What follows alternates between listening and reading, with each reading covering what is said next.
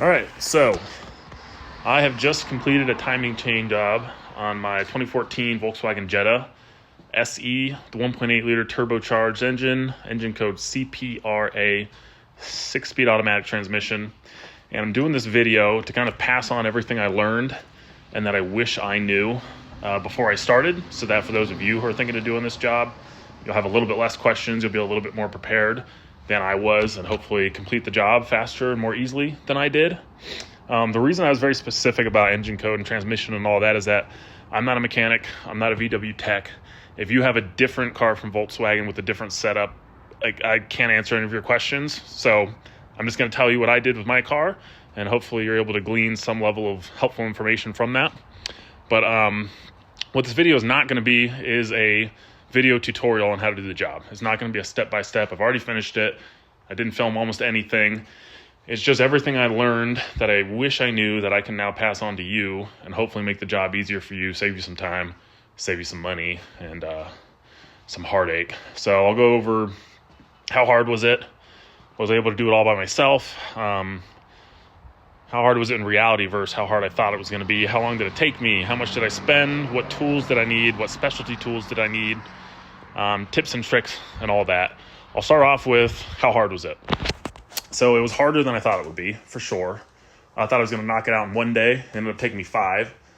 Not 5 days of working every day, all day, but 5 days of stop and go, as I would encounter just new things that I didn't know how to do, that I had to find information on. Or then I realized, I'm working on Sunday, and oh crap, I forgot I have to remove this. These bolts are one-time use. I can't go any further in reinstalling until I go to the dealership and buy these bolts, and they're not open until Monday. So there goes another day. I lost another day to waiting for a specialty tool off Amazon. That cost me a day. I lost a day because I ran into a problem that I just didn't know how to move past. It was very, very simple, but I've never done a timing chain. And so I didn't have the information, and it took me like a day and a half to find somebody who could answer my question online. And so if I redid this job now, learning everything that I have learned, I could definitely do it in a day, entirely on my own. There were only 2 parts where I needed an extra pair of hands, and I probably could have figured it out on my own, but it was basically the one part I had my wife come out and counter hold the vibration dampener while I was torquing down the crankshaft pulley bolt. Just because it's something that turns while you're trying to crank it or trying to torque it, it's going to want to spin. So I had her just sit there and hold the thing in place while I torqued the bolt down. Pretty simple. Took 2 seconds. And then another time that I needed a second pair of hands was I was installing one of the guide rails for the exhaust side of the camshaft chain, and I was just having difficulty doing it on my own. So I had her counter hold the exhaust cam in place while I slid the guide rail up in there. Again, took like a minute and a half, but everything else I did entirely on my own. No help from anybody else, just information, but not a second pair of hands. So it's definitely doable. If you prepare well, you'll save yourself some time. Watch lots of videos from people who've posted instructionals, and just be thorough in your preparation. And maybe if you can find somebody who's done this before, or if you're friends with a VW tech, somebody who can answer your questions, that'll make it a lot easier. I don't think I would have completed this job if I hadn't found these few people through Facebook and otherwise who were willing to answer my questions when I would message them. So they were a godsend. I found these people in Facebook groups for this car. I found some answers on VW Vortex, videos on YouTube, just Googling. Just being resourceful with information is definitely going to be helpful if you don't have any personal experience doing this. But in regards to the actual work itself, yeah, you can do it on your own. You don't need a crazy arsenal of tools. We'll get into that later, but it can be done. I did it. And so far I've had no issues. My car sounds a hell of a lot better. It idles better. It sounds better. I don't know how else to put it. It needed to be done, and it seems to be all good. I don't see any oil leaks. I don't think I screwed anything up. Everything sounds and feels right. So far I'm considering this a successful job. And just to give you an idea of where I was skill-wise and what I've done difficulty-wise on this car before this, the most advanced thing I'd ever done on this car, on any car before this, was I did suspension on this same Jetta.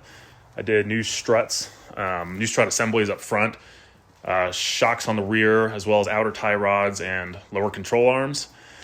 But prior to that, the most advanced thing I'd ever done is the brakes and then the spark plugs and oil change. So I'm not like some master mechanic. I kind of just had to figure this all out. Just a normal dude. I drive trucks for a living, but I figured it out. So I'm sure you can too. So it can be done, but just don't underestimate it. It's important that you do it right. So don't, screw it off and be lazy about it, because then you'll ruin your engine. But yeah, you can do it. You can definitely do it, especially if you just have the basic tools you need in a decent space, like a garage to work on it, in case you have to wait a day so it's not out in the elements with, the timing covers taken off and all that. But you can do it. Ordinary people can do this job for sure. So let's get into cost. I already had a basic set of tools.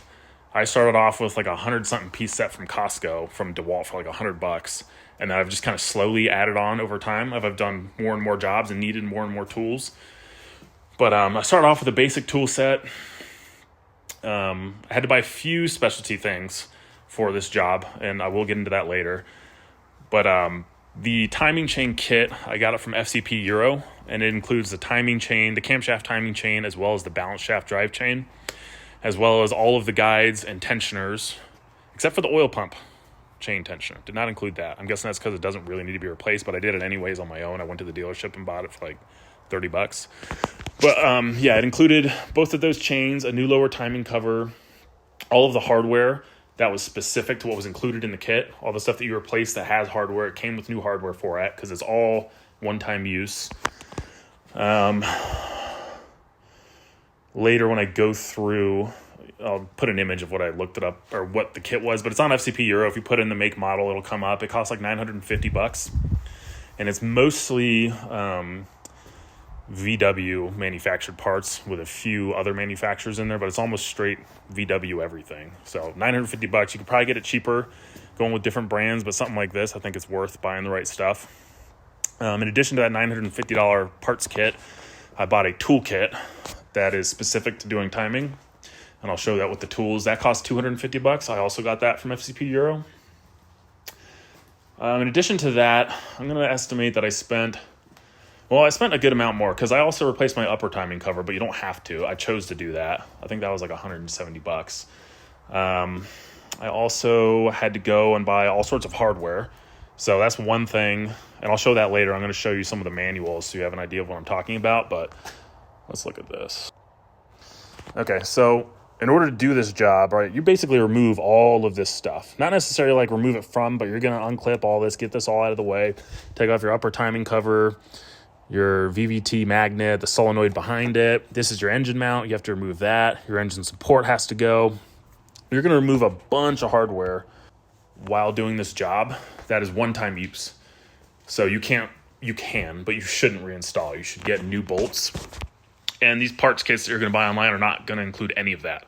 It only includes the hardware that is specific to the timing components that you're replacing. So there's probably like an additional, at least like 10 or 15 different bolts you need that are all one-time use, that you can get them online, but it's not going to come in any kit. And what you're going to have to do is read through the manual, whatever repair manual you're going off of, whether it's All Data or the VW manufacturers. And it's going to have the torque specification diagrams and lists at the end of kind of every section, and that tells you what's one-time use. But a lot of it's one-time use. Those bolts are not going to come with any parts kit. You have to figure out what bolts are one-time use that you're going to need to replace, and you need to buy them. And that's also part of what took me so long to finish this job. I was finding that out as I was doing it. As I was removing things, I was like, oh crap, this is another one-time use bolt that I didn't buy before I started that I now have to go get. So I ended up making like 7 trips to the dealership just because I didn't prepare thoroughly enough, and I didn't want to reuse any one-time use bolts, although I did for like 2. I put Loctite on. I didn't want to do it, but I was kind of like over it. I needed to finish. So yeah, that's something you definitely need to prepare for. That probably costs an additional $150. I'm guessing it probably wasn't that much, but I can't recall. A lot of these bolts are crazy expensive. They're like $4 for a tiny little bolt, so they're kind of expensive. But it's definitely cheaper than the shops. Every shop that I called, that I asked a quote from, or that I had seen other people posting online, was $2,500 to $3,000. And I would say if you already have a basic kind of tool set and you buy kind of the same parts that I did, you could probably get this all for $1,500 or less. So half the price, generally speaking, depending on where you go. Or maybe you want to buy the parts yourself and take it to a shop. It's up to you. But definitely cheaper than taking it to a shop. No doubt you should save at least $1,000 doing this on your own. Next thing we'll do is we'll get into tools. So here we go with that. Okay, so let's talk about what tools I used. I have 3 torque wrenches here. I'm going to start with the non-specialty tools, and then we'll get into the specialty tools. So I have a 1/2-inch digital angle torque wrench, 3/8, I believe this is 3/8. Yeah, 3/8 click type, 1/4 inch drive torque wrench. You don't need all 3 of these, but you're going to need at least 2. You could probably get away with a 3/8 and a 1/4 inch. The reason you need a 1/4 inch is a lot of the bolts that you have to torque down doing this job take very, very small amounts of torque. Like, I think a bunch of them are like 8 Newton meters, which comes out to, in the inch pounds range, not foot pounds. So this, I did a hell of a lot more torquing with this than I did with this. You're definitely going to need a torque wrench that can hit that low range. And I would advise that you buy a good quality one. This one I got from Harbor Freight for $20. It's like the Pittsburgh whatever. And it works, but the reason I'm not a fan of this one is you're going to be torquing so many of these little bolts. And a lot of those bolts are aluminum, and they only take a very little bit amount of torque. And if you over torque it, you will shear them. You will break them off. And that could be a disaster. When you're literally torquing these bolts into your engine, you don't want to break any of them. And the problem with that Pittsburgh torque wrench is, maybe it's just this one, maybe it's just me, because I've never had to torque anything with such a small amount of torque. I'm used to like doing lug nuts, There was, when I was torquing on the, the camshaft timing chain tensioner. It takes these 2 little aluminum bolts and it takes a tiny amount of torque. And then plus there's always like an angle that goes with it, like 8 Newton meters plus 90 degrees, plus 45 degrees, whatever. And when I was torquing them down, I didn't realize that I had gone way past the amount I was supposed to torque it, because this torque wrench, it doesn't make much of an audible noise when you hit the right amount of torque. So I didn't hear it at all. I didn't feel it at all. I went right past it, and I totally sheared the... I'll show you over here. So this is just a piece of it that I have left. But I actually snapped it kind of right in the middle, and thank God the part where it snapped off was actually outside of the engine block, so I was able to just unscrew it with my fingers. But what I ended up doing was I brought it over here and I put it in this vise, and then I just practiced torquing it over and over and over again so I could get kind of more familiar with the feeling of when I hit that torque. And I was terrified to do it because, God forbid, you snap a bolt off in the engine. That's going to be a damn disaster. But yeah, they're aluminum. They take very little amounts of torque, very easy to go past, and just totally break them off if you're not paying close attention and don't realize when you hit that right number. So I was able to finish the job with that cheap little Pittsburgh torque wrench. But I would maybe go with something higher quality that's like really, really clear when you hit those low numbers, because it was very, very faint, kind of hearing it and feeling it when I hit that torque with this. And so it was really hard to tell when you're torquing down so many bolts with such a little amount of torque. It was kind of hard to tell when I was actually hitting the right amount of torque, which made me very paranoid about whether or not I had torqued them down correctly or not. So I was able to do it with the cheap one, but maybe a higher quality one will kind of relieve some of the stress. 3/8, it's 3/8, it's not anything special. So other than that, it was mostly almost this entire job when it came to removing and installing things. It was all sockets and ratchets, breaker bars, 1/2 inch, 3/8, just 1/2, 3/8, 1/4 inch, ratchets, some extensions, some adapters, a pick set. This is going to come in handy. A lot of these bolts that you remove, there's going to be like some Loctite, some kind of thread sealant, whatever, in the holes. And before you go reinstalling new hardware, you need to clean that out. So having these different picks to kind of pick in the holes and remove stuff, as well as brake parts cleaner and compressed air, I was able to clean the holes out pretty well. I also used the brushes for that. What do we have here? Torques. You're definitely going to need torques. I believe the ones that I used was T25 through 45. Definitely T30. Use the T30 a ton. I can't remember what, if at all, I used the T40 for, but I think you need a T40 as well. And the T45, I know that's the size for the oil drain plug. I did drain my oil to do this job, so that might be the only thing I use the T45 for, but I can't recall. But you're going to need a good set of Torx bits, as well as, where is it? a set of triple squares. Now I only used like 1 or 2 of these, maybe 3 of them. I think it was all M10, 12, and 14. It's hard to remember, but I mean, I think I got this set for like $30 on Amazon. So just buy a set of good triple squares. You're going to need them. Other than that, you don't have to have, but I used a micrometer. You can use that to measure where your intake and exhaust cam are kind of positioned to make sure that they're right relative to each other and relative to kind of the center marking on behind your upper timing cover. I'm not going to get too much into that. You don't have to have it, but I used it. Some Loctite. The manual does not say, well, maybe it does. I can't recall, but I used some blue Loctite on a lot of those bolts that I put in there, just a little bit, nothing crazy. And then a caulk gun, because when you install your lower timing cover, which is this guy right here, it does not use a traditional gasket like your upper timing cover does. What you have to do is you lay a bead of this sealant. It's like gasket maker that comes with it. And the manual says to do a 2 to 3 millimeter bead, but it's not going to come with the caulk gun. It's just this right here with the little plastic nozzle up top that comes with it. And so you need something to dispense it with. So I just went to Lowe's and got this for $5.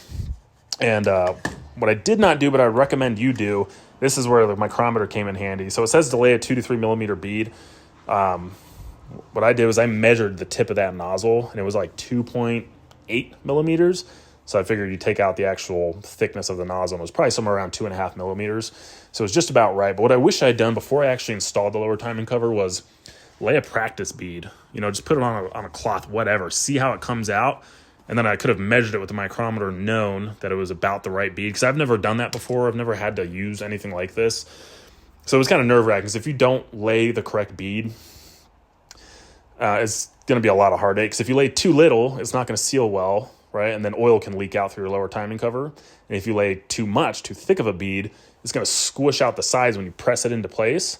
And just like it's going to squish to the outside, right, and kind of just dry up and fall off eventually, it's also going to squirt to the inside. And then that sealant is eventually going to come loose, and now it's getting passed around with your oil, right? And it's going to get sucked up into your oil pump and cause all sorts of problems. So you need to lay the correct thickness of bead. And it looks kind of something like that. That's about, I think I measured the other day, I think it was like 2.5 millimeters. So it should look something like that. But if you have a micrometer, you can just kind of measure it and then know for sure that you're laying the correct thickness. Also, floor jack stands. So if you're doing this job at home in your garage like I did, right, the manuals all tell you that you need to use these specialty tools to basically, it's called supporting the engine in the installed position, because you're going to remove your motor mount on the passenger side. If you have nothing supporting it, it's just going to fall. It's not going to come completely out, but it's going to sag down on that side really bad. You don't want to do that. So you have to support it in the installed position, right? And what the manuals tell you to do is use these specialty tools where you remove I think this is called a plenum chamber cover. You remove that one, the other one, and then you kind of build this little scaffold that goes from there, and that attaches, I believe, right here. And then you hang like a chain down that then connects to the top of your motor, so that when you remove the motor mount, it's held up. It can't drop. But I didn't buy any of those tools. What I did was I installed the motor from underneath, or supported it, I should say. So the first thing you're going to do, you got to jack your car up. So under the pinch weld, jack it up, take your floor jack, or your jack stand, and put it under the subframe. Go around to the other side, get under the pinch weld, lift it up, stand under the subframe. Then you can remove your floor jack, right, because your car is now supported on both sides. Although I think you could just do it on the passenger side. I did both. And then you can now use this floor jack, right? You put that little wood block on there. You come around from the front. Your car is now lifted. Basically what you do is you slide it down the middle, and you get it up under your oil pan, and then you just jack it up with that wood block. This just helps distribute the weight, so you don't have all the weight of your car resting on such a small point on the oil pan. You don't want to dent it. So you just end up basically jacking it up until you have tension on the oil pan, and you leave it right there, right? So you're not actually lifting the motor or lowering it, you're holding it in place. And that way when you remove that motor mount, which is this guy right here, when you remove that, your engine doesn't just fall down on this side. You're holding it from up underneath, right? What I also did, I already put it away, but your car comes with that cheap scissor jack. I took that out, and then just to make sure in case the floor jack ever like shit the bed while it's literally supporting the whole weight of my motor, I took a scissor jack and I just moved it to a different spot under the oil pan, and I would just, raise it all the way up until it was just under where the floor jack was holding it, because you are going to move the motor up and down on the passenger side here and there to access kind of different things that are hard to reach. So having that scissor jack there was just in case the floor jack gave out, so it couldn't just dump the whole side of the motor down. That scissor jack was there as like a secondary support. And then overnight, because I told you it took me 5 days to do this, having that scissor jack there, I would put that up until it was just under a little bit of tension holding the motor up, and that way the floor jack wasn't under that constant strain for 5 days, because that just kind of made me paranoid. So, yeah, decent jack, floor jack, 2 jack stands. I didn't need any more than that. And now here we'll come over here and look at the specialty tools. Sorry, my garage is still a mess. I never really cleaned up after doing this because I was just kind of sick of being out here working, so I kind of just left everything in disarray. So this is the kit that I got from FCP Euro. If you search that right there, I'm sure you'll find it on there, no problem. I think that's like the specific number right there. But let's go through what I actually used and what I didn't, and what it didn't include that I did need. So this right here, right, this is what it's technically called. It's used for counter-holding vibration damper when center bolt for crankshaft is loosened or tightened. You definitely need this, right? Around that crankshaft pulley bolt on your vibration damper, there's going to be 4 holes that kind of form a perfect square. So you see these pegs right here. That fits into there. Then you can come through the middle to break that bolt loose. And then when you reinstall the new bolt, which is one-time use, so you need a new one, and that should come with your parts kit, you use this to counterhold, to keep that vibration dampener from turning as you're torquing down the bolt through the center. So you definitely need that. It has a little thing on here so that you can, like put a breaker bar or whatever on it, get some extra leverage. These right here, this is for locking the camshaft timing chain tensioner, kind of little piston back in the compressed position so that you can remove it so it's not under tension when you're taking it in or out. My new one came with one of these. It was already in the compressed position, locked in with one of these. And I was replacing the one I had, so I didn't really worry about locking it back and then pushing it back in the compressed position and then locking it in, because I wasn't going to put it back in anyways, so I just loosened the bolts and pried it out. So I didn't really need these. I did try to use one, and it just bent. Maybe I wasn't using it right, but I had no use for it. This guy right here, you use that to take the tension off your oil pump chain tensioner. So I did need that. You could probably get away with like jerry rigging something, but I use that. I did not use whatever the hell this is. What is that? That is number 10. Number 10 is tool for locking the belt tensioner pulley. Wait, no, is that something different? Well, I didn't use that. I did use this. All right, that's when you have to move the, what do they call it? The vibration? No, not the vibration. Oh, God damn it. It's escaping me now. The ribbed belt tensioner. The ribbed belt tensioner. It's something you have to move it out of the way to access one of the bolts behind it to remove it. So basically you move it out of the way by putting a socket on it, and you kind of turn it out of the way, and then you push that in behind. There's a hole back there, and that locks that thing out of the way so then you can access the bolt. So basically holds it. So I needed that. This right here, when you remove your crankshaft pulley bolt, you're going to reinstall it while you're working.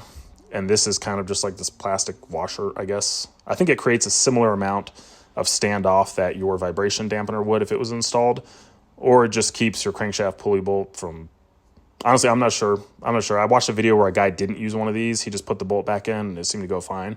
But I used that because it said to and I had it. This I did not use. It is thrust piece for installing the shaft oil seal on the front crankshaft.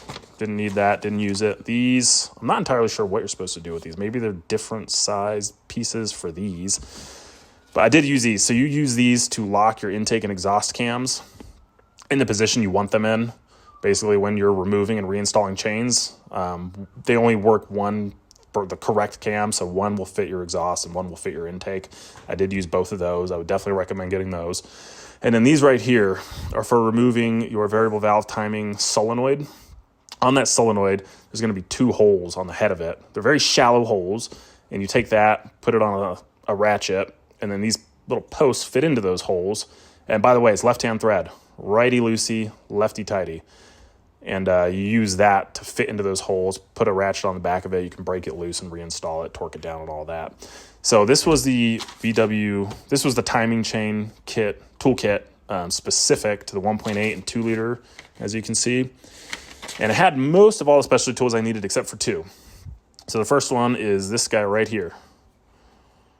All right, this right here, I think I got it for like 20 bucks on Amazon. I can't remember what the part number is, but basically you use this to advance or retard the intake cam.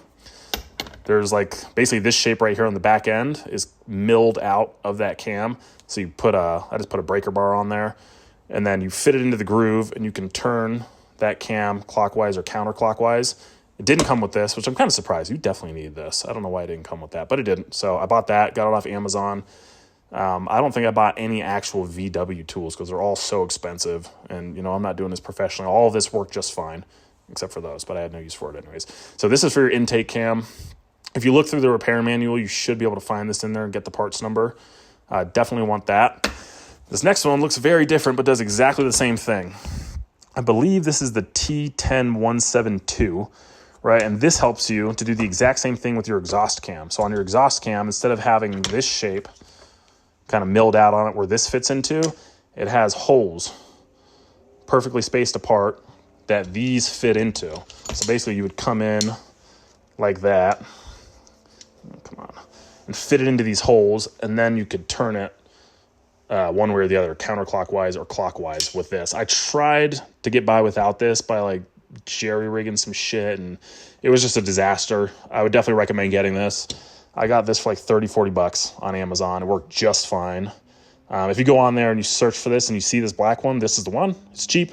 I think the one from VW was like 10 times more expensive, and this worked just fine. It's actually pretty stout. This thing's legit, so definitely needed that. But that is much it as far as tools go.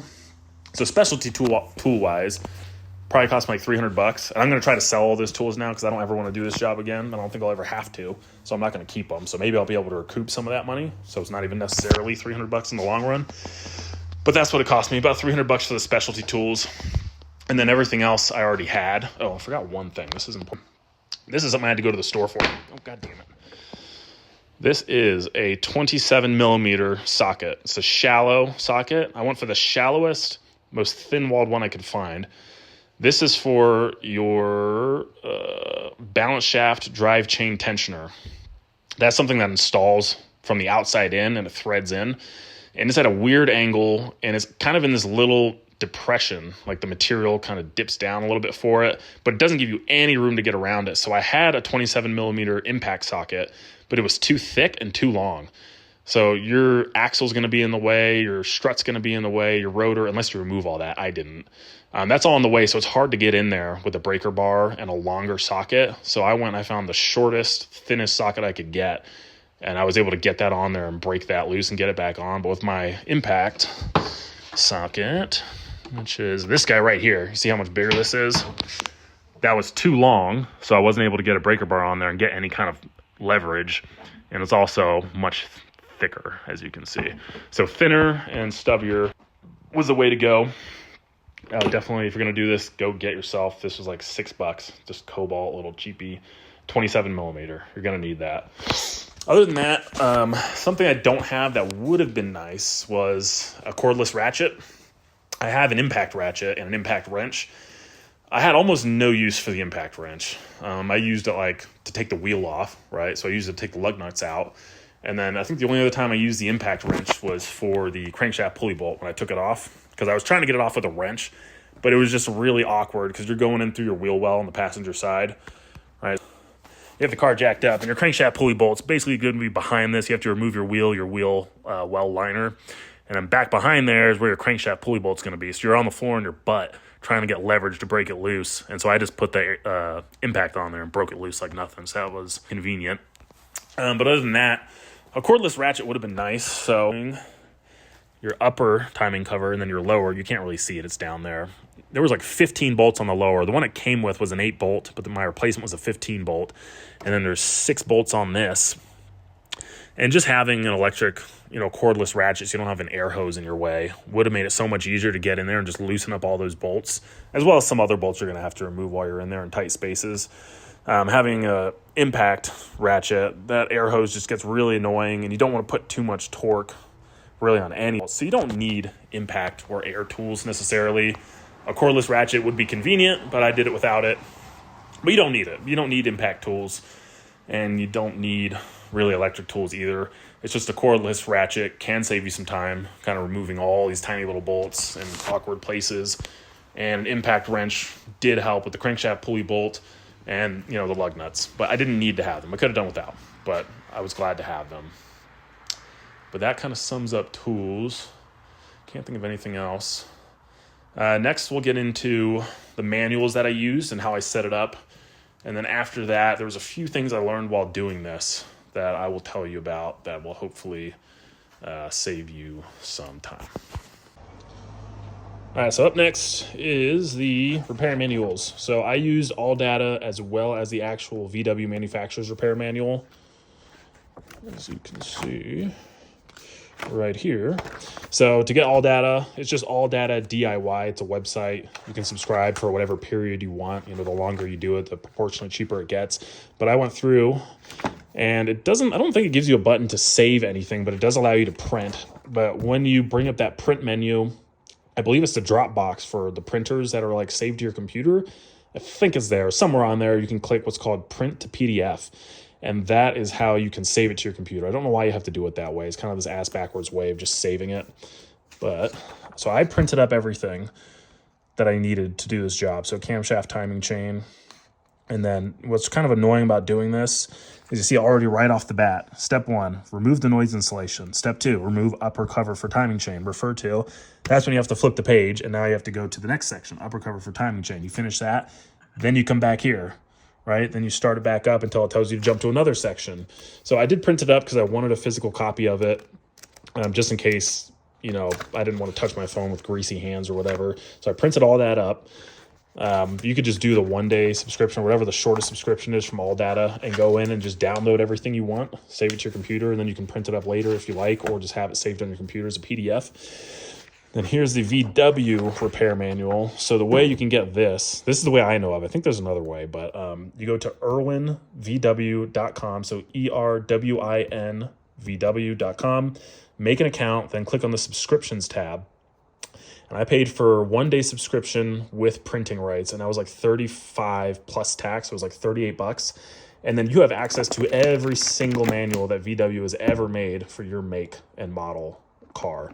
I think you can get it for any car. I can't remember if it was specific to you had to pick a car and then you got it only for that, or if you could just go through the whole everything, like every single manual that is available, regardless of what car it's for. But anyways, I went through and then I printed up. This is the repair manual for my car. It's about 400 and something pages long. And I think, it's not just for the engine, but it's almost everything that's under the engine. So engine assembly, crankshaft, cylinder block, cylinder head and valve trains, lubrication, cooling system, turbo supercharger, multi-port fuel injection, exhaust emissions controls, and ignition and glow plug. So this is 410 pages. It's just one of the manuals that I downloaded. I downloaded all of them. You have 24 hours to access it. And it's printing rights, just like with AllData. It tells you can print it. It doesn't tell you can save it to your computer, but you just do the same thing you did with that. Print to PDF, save it to your computer, and it doesn't disappear off your hard drive after 24 hours just because you paid for a 24-hour subscription. It's on there forever, just like any other file. What I did was I submitted a print job to Office Depot for this one and this one. It's like 450 pages total. And I had them printed all up, black and white, double-sided, and hole punch it for me. And I think that job, they were offering me like 50 different coupons. You can only use one, but I used the best one. It cost me $65 to have them print all this up and hole punch it for me. Then I went and I bought this binder, which was ridiculously expensive. This thing was like $20. I don't know how the fuck binders are so expensive, but for $100 basically, I got all of this. Then I put the tabs on there and I organized it. And I would jump between using my hard copy and using it on my computer. So one thing to know about the PDF that you're going to download from Irwin VW is you need the most up-to-date version of Adobe Acrobat Reader, which is free. This is not the paid anything from Adobe. It's just their free Adobe Acrobat Reader. So it's not everything that Adobe can offer, but it costs you nothing. It's good enough for this. And if you don't have the most up-to-date Adobe Acrobat Reader, what's going to happen is when you first click on this and you try to go through it, it starts with this page, Cautions and Warnings. And at the very bottom, it says Next, right here. Right here.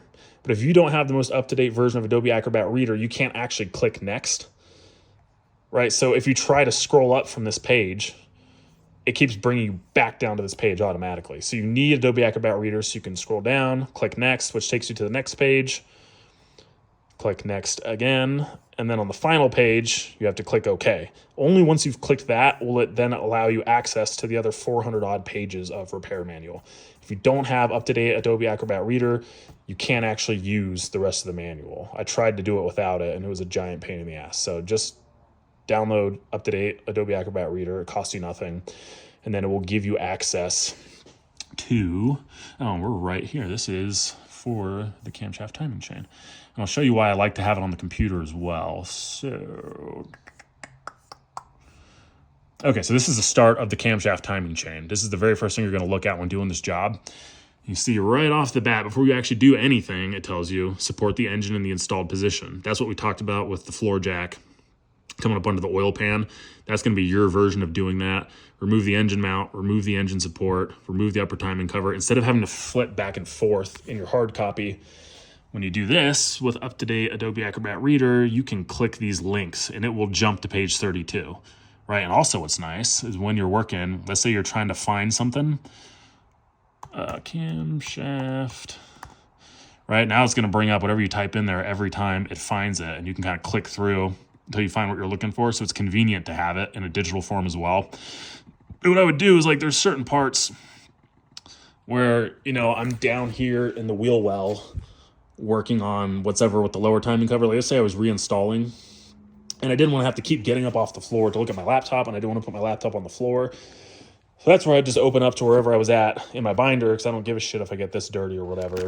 And I would take that down on the floor with me instead of putting my laptop at risk or getting up and down 100,000 times. So that was convenient. Also, what I would do was, let's say I was reinstalling. So I'm trying to look at the steps for reinstallation, but I also need to see the torque specs. I would go through the steps of reinstallation here, and then, where are we at? 180. Let's go back to where we were. Page 160. Almost there. Okay, so this is camshaft timing chain. So this is how they do it in the manual. Whatever section you're working on, your torque specs and everything are actually above it, before it. So it's telling you all your torque specifications and things like that that you need to know before you get into that section. So I would put my torque specs on here, and then I would go to the page for reinstallation of the parts on here. And that way I didn't have to keep flipping back and forth to see how much to torque this bolt or that bolt. I could look on here, and you'll see right there, it gives you this exploded diagram of everything in that section, numbered, and it tells you what all your torque valves or your torque values are, whatever the hell. And also, this is something that's going to save you some time. You see all these bolts, 15, 13, 1, 4. Pretty much every single bolt like this that you're going to see, when you reinstall it, it is a one-time use only. And the way you can prepare and find out what bolts you need is go through the manual for every section, go to the torque spec page with the exploded diagram, and it will tell you which ones. So let's see, are any of them in here? Let's see, go down. By the way, some of these bolts, it's not actually listed here, but you see right here, they're actually installed in that part, so you can't really, well, no, that one isn't.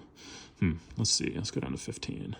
Oh, okay, so see here, 13, replace after removing, right? There's a whole bunch of them. 16, replace after removing. That's the balance shaft, but if you look through these, it will tell you of all the things you're removing, which ones do you need to replace and not reuse, right? So I would put this on my torque specs, and then I would use that to look at the steps, and that'll kind of make your life easier. But yeah, this is what I was talking about. So when you order your parts kit, you have to remove all sorts of other stuff, like your engine support mount, your dog bone mount down underneath. That holds your engine from the bottom side. I think that's just to keep it in place against like when it's under load. It's not really a support thing. But those part kits are not going to come with all of these little hardware that you have to replace.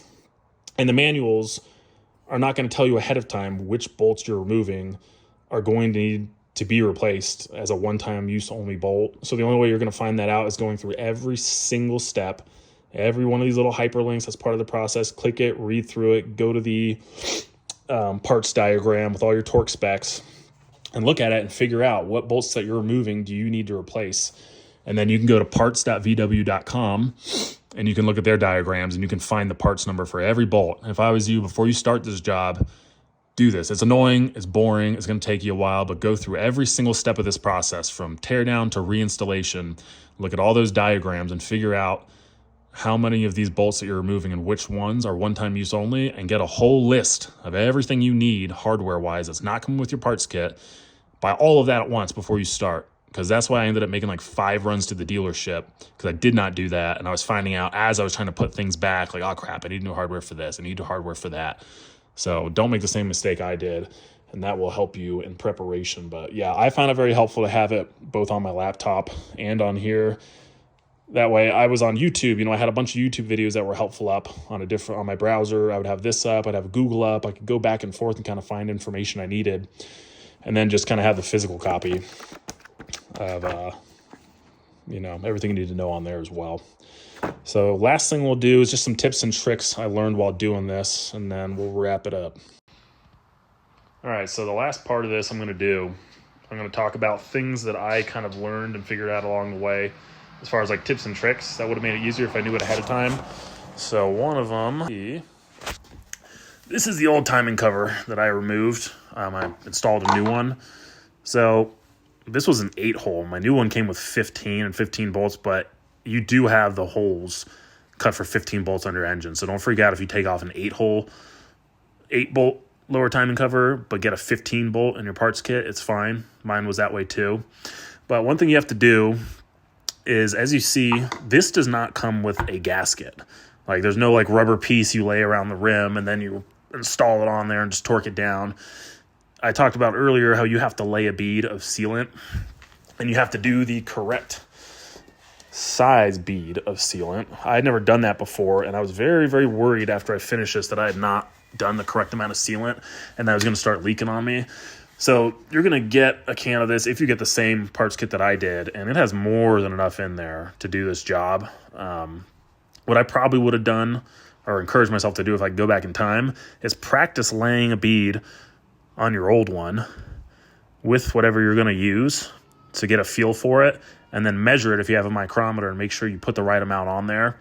And then actually before you do that, before you put sealant on your new one when you're ready to install, it's kind of awkward getting this on there. So if you see, you have this hole here and this hole here. There's 2 little posts that stick out of the engine block, and that's kind of how this thing's held on until you get your bolts in and tighten it down. There's 2 little posts that fit in there, and it's going to hold your lower timing cover onto the engine until you get your bolts in there and start torquing them down and let that sealant kind of seal it. But it's awkward getting that on there, and when you install this, when you have that bead laid, you don't want to smear this around, right? You want all that sealant to stay exactly where it's supposed to be, which is kind of right down the middle of this outside edge. If you smear it to the inside, it can come loose, and then it's going to be circulating around in your oil and probably jack up your oil pump. And if it smears to the outside, well, then it's just not sealing correctly. So you could take your old one and give yourself a little practice run, laying that bead on there. Maybe don't do the whole thing just to make sure you have some extra to work with, but that might make it a little easier for you. The other thing, I'm going to include a video I did before I put everything back together, but this is your camshaft timing chain tensioner. You see this little bolt right here? Let me show you. Oh, here we go. One's right here. These take, I think they're 4 Newton meters of torque plus 90 degrees. These are aluminum. Incredibly easy to shear. I sheared both when I tried to reinstall my new tensioner. I had never installed something with such a small amount of torque, And that's kind of why I harped on having a good low-end torque wrench. I didn't even hear it or feel it when I hit that 4 Newton meters. It was so faint, like the little kind of noise it made and feeling it gave when I hit the torque value. And I went over and I sheared it. And luckily, where it sheared off was sticking out of the engine, so I was able to just unscrew it. But then I had to go get new bolts. So it set me back. I about had a heart attack when I thought I'd sheared it off in the engine block. And what I did, this is one of the ones I sheared. I stuck it in here and torqued it down, and then I went and got my little torque wrench, and I practiced doing the 4 Newton meters plus 90 degrees, or just the 4 Newton meters. Obviously, I couldn't actually turn it, but I practiced it until I had a really good feel, because it's only like 36 inch-pounds. It's just a tiny amount. And it's very easy to break these. On top of just those bolts specifically, you're going to be doing a lot of small amounts of torque on a lot of little bolts all over the place. Just take your time. Make sure you have it set to the right amount. Pay attention to what you're doing, because you don't want to be like me and then end up over or under torquing something because you can't feel when you're hitting that right amount. But other than that, the only other tip I have is in that other video that I just mentioned. So I'm going to put that in here. And that's going to do it for this video. Hopefully that was helpful. You learned something that'll come in handy when you're doing it. Other than that, I'm also going to link a couple videos that I watched on YouTube. I think there's 4 different ones, and they all provided some level of information that was helpful to me doing it. Like a guy talked specifically about positioning the camshaft timing chain and your cams, and it just had this little tidbit of information that I needed to figure out what was wrong. There was another where this guy, you watch him kind of take everything apart on a 2014 Beetle with a 1.8 liter, but it's almost identical to the Jetta. It pretty much is identical. Everything in the engine bay is almost exactly the same as far as I could tell. So that was like a really helpful video instructional on how to do the disassembly, because the thing that he showed me that I could not figure out, so you're going to be unclipping a lot of these hoses and moving this crap out of the way. That's not really hard. Then you have to remove your motor mount, right? This is after you've installed, supported the engine in the installed position. So for me, floor jack underneath with the wood block. You're going to remove this. This is your engine mount, which then attaches to your engine support, right? So this actually attaches to the engine. The engine mount attaches to that, and the engine mount attaches everything to the vehicle. So this is kind of an in-between piece, but it takes, there's 3 triple square bolts, and where it's sitting right now, you could never get those triple squares out. Like one of them is, you can't see it, but where my finger is right here, there's like a little depression cut out in there, and that triple square is right there. No way you're getting the socket in there. What I didn't know was once you remove this motor mount, so there's still a bushing on the other side, right, on the driver's side, and it has a good amount of flex to it where you can lift and lower with your jack your engine on this side. So you lower it down a little bit, take out that bottom triple square, jack it up a little bit, and then you can get the 2 top ones right here. So watching that video helped me. Another video talked about positioning. Another video by the Humble Mechanic talked about some tips and tricks for doing the timing correctly, about putting markings on like your 3-stage sprocket on your cams, different ways to kind of hold things in place while some of it's under tension and whatnot. But yeah, I would watch those videos, this video obviously, read through the manuals, and you should be good to go. All right, so before I put everything back, I wanted to point out 2 things. So up here, this guy right here, that's your timing chain tensioner. And these 2 bolts are aluminum, and they take a tiny amount of torque. If you're not paying really close attention, it is incredibly easy to shear these bolts. So when you're installing this, be very careful that you don't over torque these, because when I put the first 2 in, I've never actually torqued an aluminum bolt with such a low, torque value, or whatever you want to call it, and I sheared both of them. I thought the bit had skipped, and I kept going. I didn't realize till I did the bottom one as well that I had sheared both of them. Now, luckily, when I took this off, it sheared somewhere in the actual tensioner and not in the block, so I was able to just unscrew it by hand, pull them out, and I had to go to the dealership, get new bolts. I just reinstalled. I was way more careful this time. I actually did a test run. I got a bolt head from the one I sheared, and I put it in my vise, and then I just tested over and over again with my torque wrench where that 35 inch-pounds was, so I could get a feel for it before I came back and tried again. And I think it's 4 Newton meters, which is 35 inch-pounds plus 90 degrees. But honestly, I was too scared to do the full 90 degrees, which I probably should have, but I did 4 Newton meters. I put some blue Loctite, and then I did maybe 45 degrees, and I just call it good because I do not want to risk shearing it again.